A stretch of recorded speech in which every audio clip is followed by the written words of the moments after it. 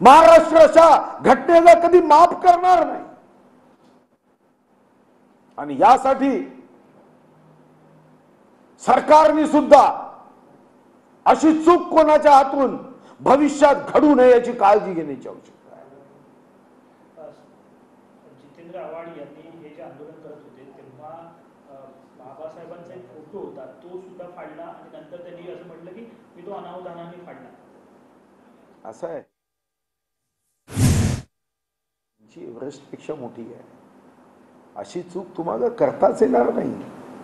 आणि उद्या अशा चुका करून कोणी म्हणतं की मी बघा माफ करा, तर त्यांना माफही करता येणार।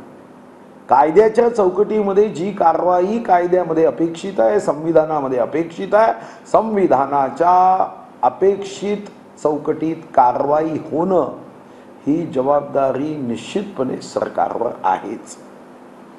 भाऊ अजय तावरे सध्या चर्चेत आहेत आणि यावरून आता ठाकरे गटाचे नेते जे आहेत ते टीका करू लागले।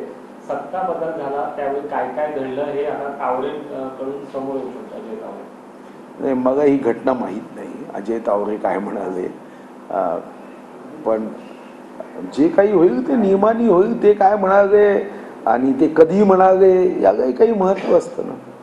सुषमा अंधारे वारंवार म्हणतायत, आज सुद्धा म्हटलं की गृह विभाग फेल्युअर आहे, त्यामुळे त्यांनी राजीनामा देणं गरजेचं आहे असं त्यांनी। हो, तसं म्हणणं गरजेचं आहे, नाहीतर ते उद्धवजीच्या नजरेत फेल होतील। याच्यामुळे तुम्ही सुद्धा किती गंभीर व्हायचं।